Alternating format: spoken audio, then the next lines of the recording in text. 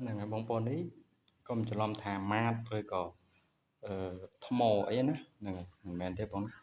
ប្អូនមែនទេមិនមែនថ្មទេគឺជាជ័រហ្នឹងហើយជ័រទេកុំច្រឡំនេះហ្នឹងហើយគឺស្អាតមែនទេមើលទៅដូចម៉ាតដូចអីចឹងដូចបិទបាទអញ្ចឹងផលិតផលរបស់ប្រទេសចិន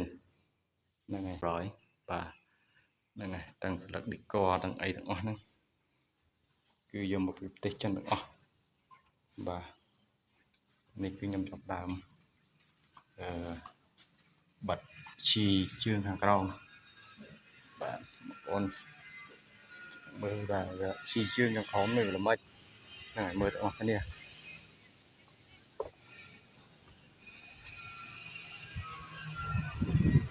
េះជីជើងខាងក្រោមគឺយើងបិទហើយគឺស្អាតចេះហើយ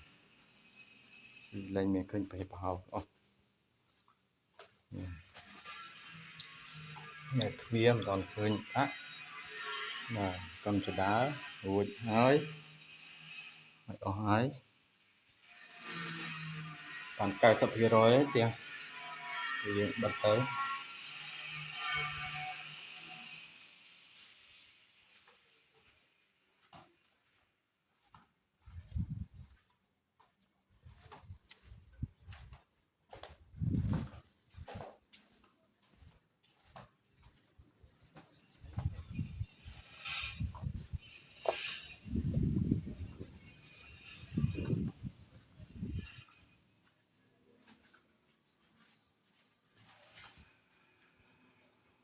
នៅនេះគេហៅ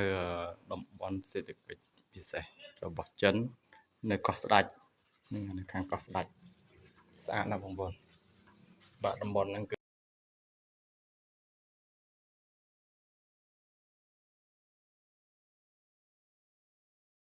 និយាយរំទៅមានសពគ្រប់បាទដូចកំពង់សោមយើងអញ្ចឹងកំពង់សោមយើងមិនគឺអញ្ចឹងហើយអញ្ចឹងណាហ្នឹងហើយហ្នឹងគេហៅថាកោះស្ដេចបាទបងប្អូនតែបងប្អូនធ្លាប់ស្គាល់ហើយណាកោះស្ដេចអញ្ចឹងនេះគឺ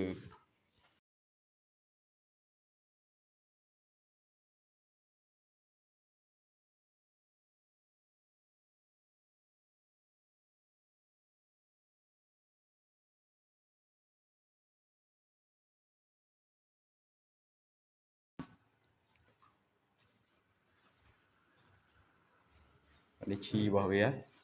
ឈីដែលយើងបិទជើងក្រោមណាបាទនឹងឈីនេះឯនេះបាទវាមហ៊ុនគឺវាស្ដើងយើងឯងយើងបិទជើងក្រោម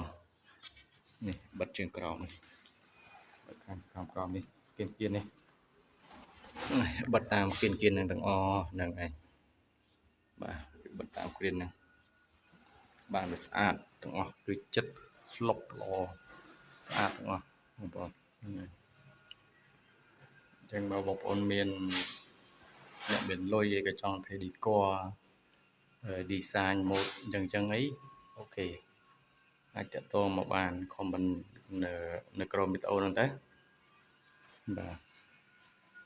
ស្អាតបងប្អូនហ្នឹងហើយមានពូមានភ្លើងមានអីទាំងអស់បាទកន្លែងនេះគឺបន្ទប់ទទួលភ្ញៀវបន្ទប់កន្លែងគេធ្វើការបាទហើយដាននេះគេដាក់ស្លាយបាទដាក់ស្លាយមួយសម្រាប់គេសម្រាប់ប្រជុំសម្រាប់អីចឹងទៅមានស្លាយគេបាញ់ប្រចាំងទៅអញ្ចឹងហ្នឹងឯងអញ្ចឹងណាហ្នឹងហើយមកបងអូខេស្អាតមែនតើកម្មវិធីជប់លៀងអីបានបន្ទប់ប៉ុណ្ណេះអញ្ចឹងណាបាទហើយកន្លែងកញ្ចក់នេះគឺមានវាំងននខាងលើនេះគឺមានវាំងននលេះជើងវាំងនននេះបងប្អូនឃើញទេមកជើងវាំងននហ្នឹងទៅដល់ហ្នឹងធ្លាក់មកយ៉ាងជើងវាំងនន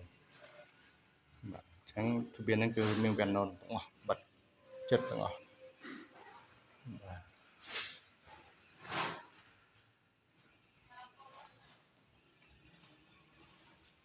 នេះ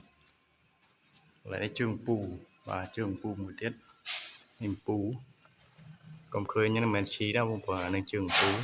ស្រាប់តែពេលយើងដាក់មកវាមានភ្លឺតាមនឹងឈីតាមឈីហ្នឹងគឺភ្លឺស្អាតមក ហើយដល់ពេលគេបិទភ្លើជើងពូលហ្នឹងទៅគេបាញ់ slide មកឡើយមកគេអាចបង្ហាញព័ត៌មាននៅជាងនឹងបានអញ្ចឹងណាបងប្អូនហ្នឹងហើយអញ្ចឹងនេះកន្លែងធ្វើការរបស់ចិន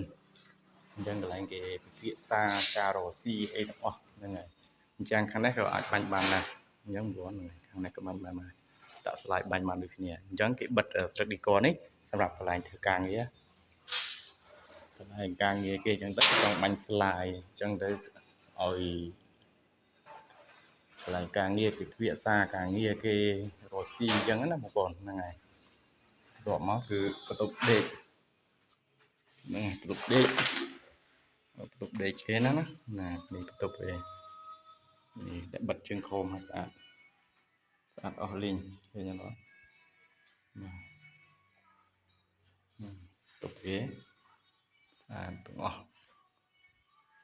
បើសិនជាមានអីទាំងអស់នេះកន្លែងបញ្ចេញសន្តិជានេះកន្លែងបញ្ចេញសន្តិជាមានពីរកន្លែងបន្ទប់ទឹកបាទអូខេ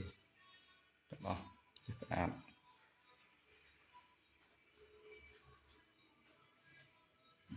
ហើយកន្លែងនេះកំពុងតែអភិវឌ្ឍថ្មីមួយទៀតនេះបាទកន្លែងនេះកន្លែងគេធ្វើផ្ទះជួលសម្រាប់ទុកលក់ឲ្យចិនដែលមកធ្វើវិយោគយន្តនៅទីនេះអីអាចទិញផ្ទះហ្នឹងបានកន្លែងនេះទិញផ្ទះហ្នឹងហើយកន្លែងវាយកូនគោ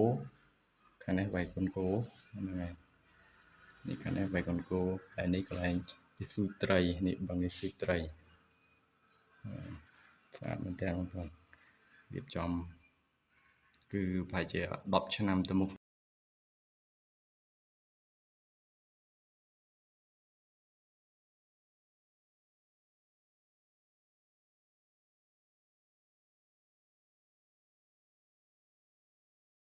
បាទអរគុណហើយជួយ Subscribe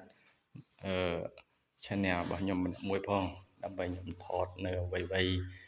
ប្លែកៗជូនបងប្អូនទាំងអស់គ្នាបាទអរគុណខ្ញុំជម្រាបលា